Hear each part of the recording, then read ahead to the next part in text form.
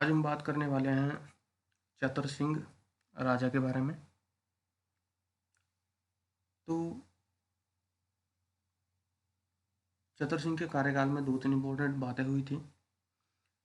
चतर सिंह का नाम शत्रु सिंह था, लेकिन वो चतर सिंह के नाम से प्रसिद्ध था। उसने मंत्री अपने छोटे भाई जय सिंह को बनाया था। तो बसौली के पास कुछ हिस्सा था, जिसे भलई का परगना जो था, भलई जगह का नाम था, और परगना जो था उससे जैसे बीघा होता है उसी तरह कहा जाता था। तो भलई का परगना चतर सिंह ने बसौली पर आक्रमण किया और बाहुबल वहाँ के राजा का नाम था, वहाँ से परगना वापस ले लिया। इसके अलावा पांगी घाटी में भी उसने अधिकार किया, और पादर एक जगह का नाम है, वहाँ चित्तरगढ़ अपने नाम से ही एक किला बनवाया। इसके बाद डोगरों ने 1836 में इस पर आक्रमण किया और इसका नाम गुलाबगढ़ रखा। तो औरंगजेब के समकालीन था चतर सिंह। औरंगजेब ने इसे आदेश दिया था कि चंबा में जितने भी मंदिर हैं सबको गिरा दिया जाए, लेकिन चतर सिंह ने उसकी बात नहीं मानी। लेकिन उसने इन मंदिरों पर कलश भी चढ़ा दिए। तो औरंगजेब बहुत गुस्सा हुआ, लेकिन चतर सिंह उसके गुस्से को शांत करने में अ, सफल हो गया था। तो चतर सिंह के दो पुत्र थे, उदय सिंह, लक्ष्मण सिंह। तो बड़ा पुत्र उदय सिंह था, उसके बाद चतर सिंह के बाद वो राजा बना। और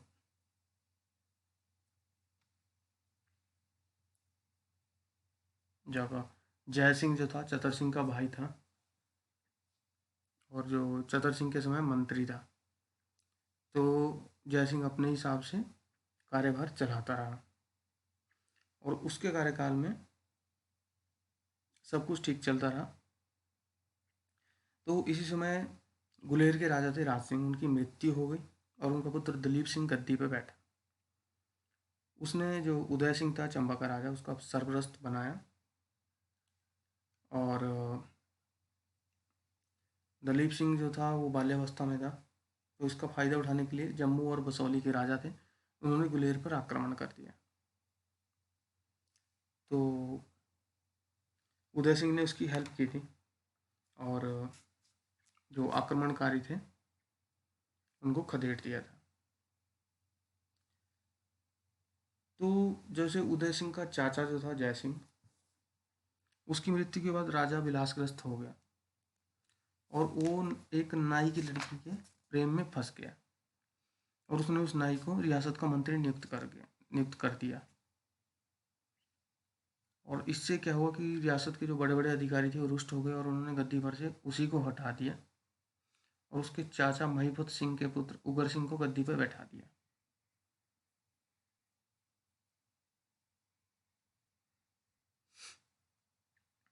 तो उगर सिंह जो था,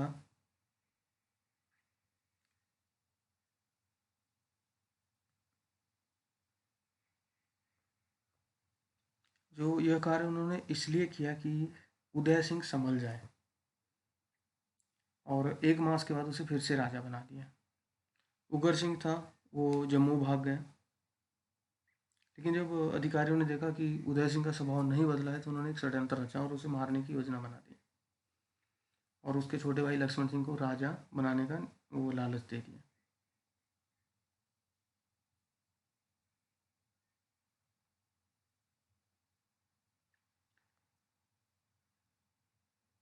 और लक्ष्मण सिंह मारा गया, और उदय सिंह की भी मृत्यु हो गई थी इसमें, जो हाथापाई हुई थी। तो उसके बाद जो उगर सिंह था उसको जो वहाँ से भाग गया था जम्मू, और वहाँ पे उसने अपना भेद नहीं दिया कि वो कौन है। तो एक बार क्या हुआ, नहाते हुए आ रहा था, तो एक हाथी ने उस पर आक्रमण करना चाहा। तो उसके हाथ में एक लोटा था पानी से भरा, तो उसने भरे लोटे को हाथी के मुंह पर ऐसे मारा कि हाथी दम भर के लिए रुक गया। और इतने में उगर सिंह ने उसे मार दिया। तो जम्मू के राजा को पता चला और धीरे धीरे वो वहाँ पे मिला और उसे चंबा भेजा गया और गद्दी पे बिठा दिया। और जहाँ पे उदय सिंह की मृत्यु हुई थी तो राजा उगर सिंह ने उसकी शांति के लिए एक मंदिर बनवाया और मंदिर की रखवाली के तुसेरा उदय सिंह ज्ञाना औतरियाना नामक टैक्स भी लगाया।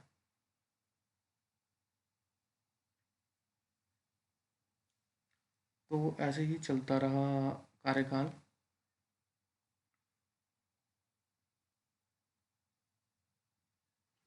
और उसके बाद दलेल सिंह गद्दी पर बैठा।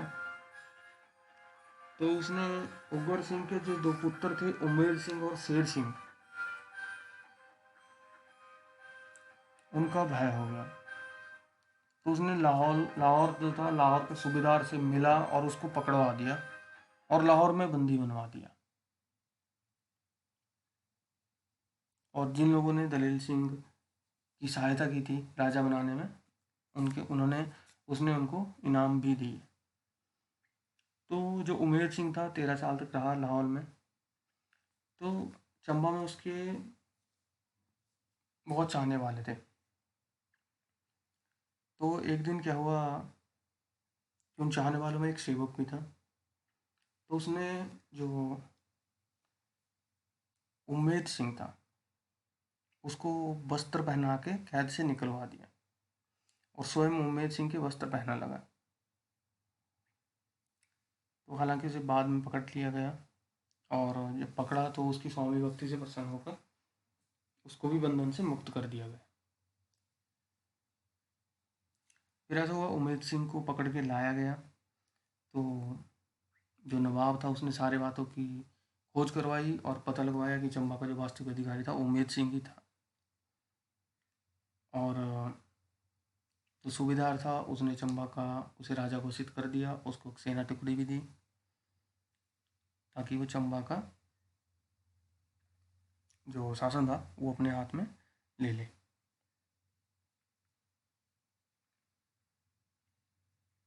और जब वो चंबा पहुंचा तो दलेल सिंह ने आत्मसमर्पण कर दिया और जो उमेर सिंह था उसने उसके साथ अच्छा व्यवहार किया। इसके अलावा जो इम्पोर्टेंट है, मुगल दरबार से जो नादौन की जागीर मिली थी पृथ्वी सिंह को, वो उगर सिंह की नीतियों के कारण वापस ले ली गई थी। तो इसके बदले में पंजाब के सूबेदार जकारिया खान ने दिल्ली के शाह मोहम्मद शाह की मुहर लगाकर दलेल सिंह को फिर से 1744 में कांगड़ा में पटियार की 9500 रुपये मालिये की जागीर प्रदान की थी। तो उमेर सिंह जब राजा बना तो उसमें मुगल साम्राज्य जो था वो पतन की ओर जा रहा था और उसके कार्यकाल में कोई इम्पोर्टेंट चीज़ें नहीं हुई।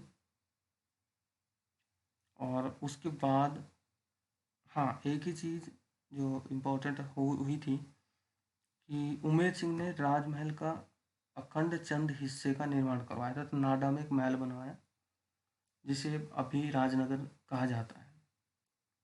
और जो राज सिंह था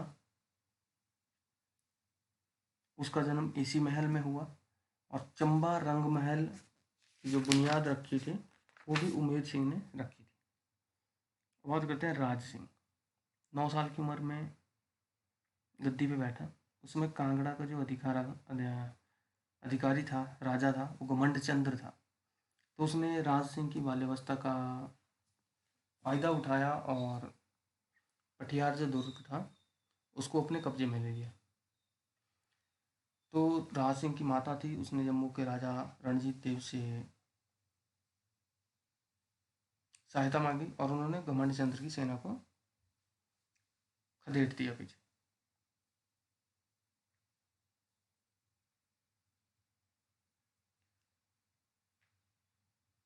तो फिर ऐसा हुआ कि कुछ समय बाद राजा राज सिंह था और उसके नाना रणजीत देव जी थे, जो जम्मू का राजा था, उसमें अनबन हो गई कुछ। इसका कारण ये था कि रणजीत देव ने अपने एक अकलू नाम का अधिकारी था, उसको चंबा का वजीर बना रखा था और वो चाहता था कि किसी प्रकार चंबा को भी जम्मू के साथ मिलाया जाए। तो राज सिंह ने अकलू को बंदी बना लिया।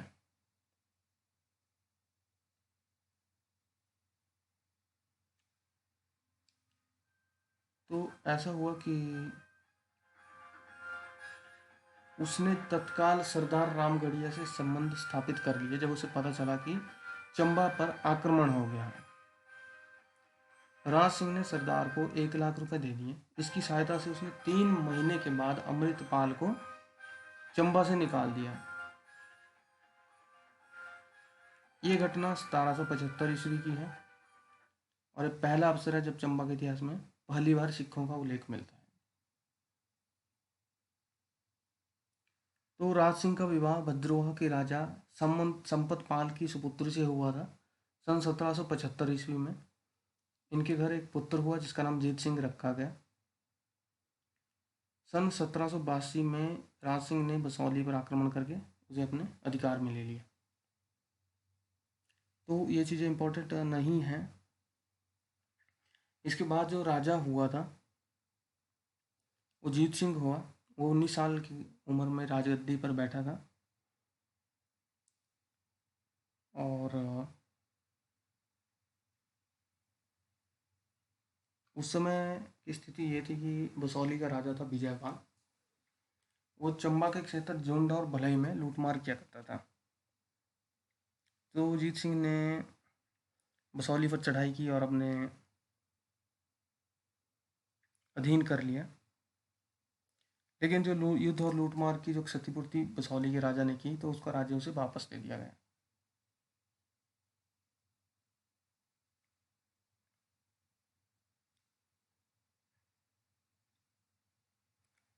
तो ये सारी घटनाएं हुई थी 1794 और इसी के समय में अमर सिंह थापा का जो प्रवेश हुआ था वो हिमाचल में हुआ था। तो हुआ ऐसा कि जब कांगड़ा से मुगलों का प्रभुत्व समाप्त हो गया तो वहाँ का जो किला था वो संसार चंद के हाथ में लग गया और संसार चंद आसपास के जितने भी छोटे मोटे सैनिक थे सब पर आक्रमण करने लगा और उसने मैदानों पर भी आक्रमण करने का प्रयत्न किया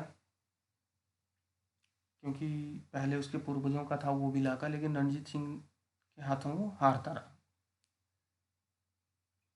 उसने 1803-4 में दोनों ही बार हार का मुंह देखा। तो इससे निराश होकर संसार चंद ने 1805 में कहलूर बिलासपुर पर आक्रमण किया और उसके जो सतलुज का दाहिना किनारा है उस पर भाग कर लिया, अधिकार कर लिया। तो फिर ऐसा हुआ कि कहलूर का जो राजा था महान चंद, उसने गुलेर के राजा मंडी सुकेत के साथ मिलकर नेपाल का जो सरदार था अमर सिंह थापा उसको आमंत्रित किया कि वो कांगड़ा पर आक्रमण करे और उसे हर संभव सहायता दी जाएगी।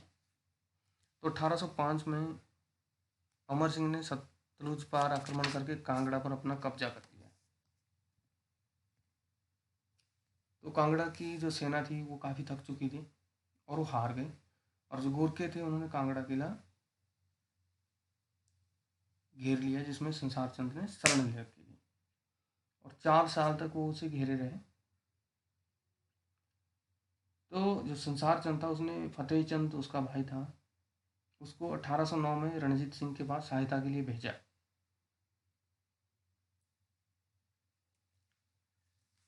तो 1809 में रणजीत सिंह ने सहायता देना स्वीकार कर ली लेकिन कांगड़ा किले की मांग की। फिर ऐसा हुआ कि कांगड़ा किले में जो युद्ध हुआ कांगड़ा किले के पास उसमें रणजीत सिंह जीत गया और उसने कांगड़ा किला ले लिया।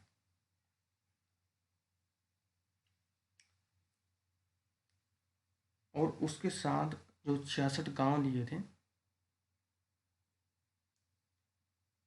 उसमें चंबा सहित जो रियासतें थी उसमें चंबा भी थी, वो रणजीत सिंह के आधिपत्य में आ गई थी।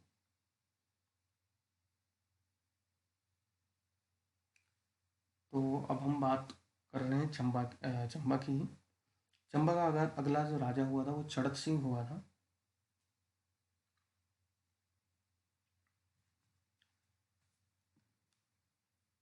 चड़क सिंह के कार्यकाल में कोई ज़्यादा इम्पोर्टेंट चीज़ नहीं हुई। उसके बाद श्री सिंह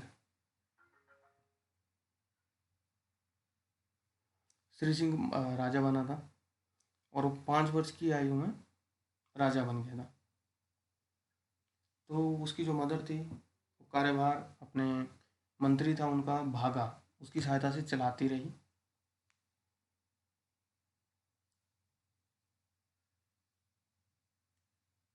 तो कुछ समय के बाद राजमाता को श्री सिंह जो राजा था उसके चाचा जोरावर सिंह, उसके बारे में शक हुआ, तो उसने उसे बंदी बनाने का प्रयास किया, लेकिन वो भाग के भद्रवाह चला गया।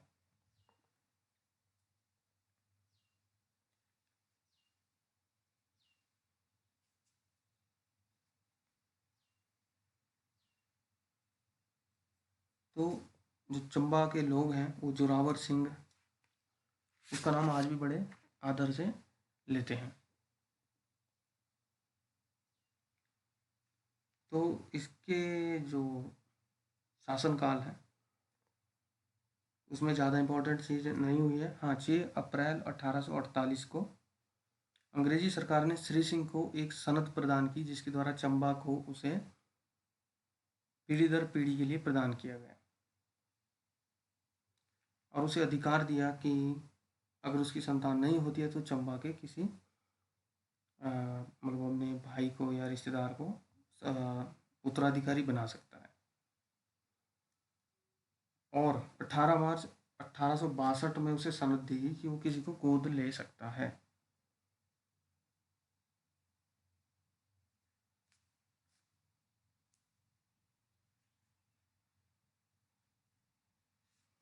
तो इस राजा ने कुछ ज़्यादा इम्पोर्टेंट नहीं किया था, और इसके बारे में जो अंग्रेज़ों की जो वहाँ पे कुछ कार्य हुआ था उसके बारे में हम अलग से डिस्कस करेंगे। इसके बाद मंत्री हुए गोपाल सिंह, श्याम सिंह। इस समय अंग्रेज़ों के अधिकार में ये चीज़ें आ गई थी, जो रख रखाव की जिम्मेवारी थी वो सारी चीज़ें आ चुकी थी। तो जो भी कार्य किए गए वो अंग्रेज़ों द्वारा किए गए। इसके बाद हाँ, इसका एक इम्पॉर्टेंट चीज़ है इस राजा की, जिनका नाम है शाम सिंह। तो जो शाम सिंह ने राज्य त्याग कर दिया था।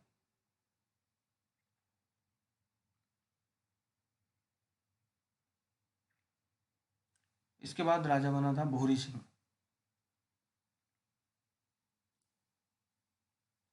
तो जो भूरी सिंह था उसका जो पहले राजा था शाम सिंह, उसके राज्यकाल में 7 वर्ष तक उसका वजीर बना था। तो इस कार्यकुशलता के लिए उसे CIE की उपाधि 1902 में दी गई, और 1906 में KCSI की उपाधि दी गई। भूरी सिंह संग्रहालय 1908 में खोला गया, और भूरी सिंह संग्रहालय जो था उसके बारे में भी हम बात करेंगे। इसके अलावा भूरी सिंह को KEIE knighthood the most eminent order of Indian empire इसकी उपाधि दी गई। उसके बाद राजा बना राम सिंह। तो राम सिंह के कार्यकाल में कोई ज़्यादा जो इम्पोर्टेंट चीज़ें नहीं हुई।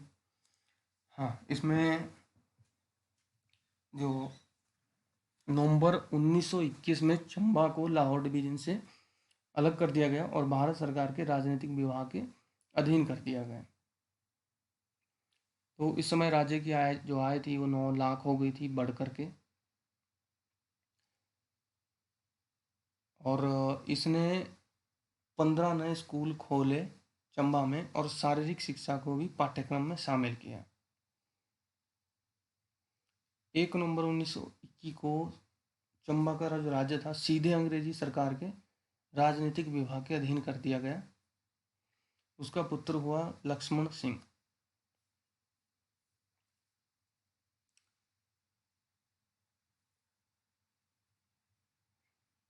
लक्ष्मण सिंह जब राम सिंह की मृत्यु हो गई, लक्ष्मण सिंह को बनाया गया राजा।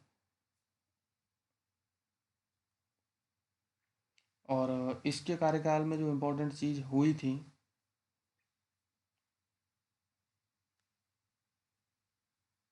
इसने द्वितीय विश्व युद्ध जो 1945 में प्रारंभ हुआ था, तो इसने चंबा राज्य ने 1,09,992 रुपये की वित्तीय सहायता और 889 सैनिक अंग्रेजी सरकार को दिए थे। इसके बाद 1948 को चंबा रियासत को हिमाचल प्रदेश प्रांत में शामिल कर दिया गया था। चंबा की जो पीर पंजाल श्रृंखला थी, अंग्रेजी शासनकाल में उसे तिरस्कृत महिला के रूप में जाना जाता था, क्योंकि जो भी अधिकारी वहाँ पे जाता था उसको मृत्यु भत्ता भी उसी के जीवन काल में दे दिया जाता था, क्योंकि बहुत कम लोग वहाँ से जीवित वापस आते थे।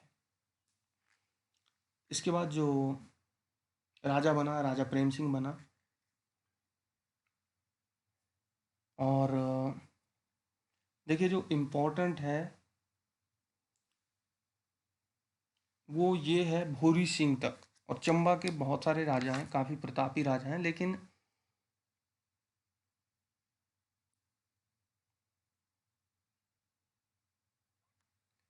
जो इम्पोर्टेंट है वो 5-6 राजा ही हैं। इसके अलावा आपको वही स्टोरियाँ सुनाई देगी कि उस राजा पे कोई राजा बना, अटैक कर दिया, वो भाग के चला गया, उसने दूसरों की सेना ली, वो फिर से अटैक कर दिया। तो ये वाले क्वेश्चन इतने इम्पोर्टेंट नहीं है। तो ये जो था, ये राजाओं के बारे में हमने आज ख़त्म कर दी ये वाली सीरीज। इसके अलावा जो राजा पृथ्वी सिंह थे वो सूर्यवंशी थे, और शाहजहाँ के शासनकाल में वो श्री रघुवर जी को चंबा लाए थे। ये मिंजर मेला में हम वीडियो बनाएंगे, मेला जो होते हैं मेले चंबा में, उसमें इस चीज़ को कवर करेंगे। तो अभी हमने चंबा के जितने भी राजा थे उनके बारे में जितना भी इम्पोर्टेंट था वो सारा हमने पढ़ लिया 7 लेक्चर्स में। Thank you.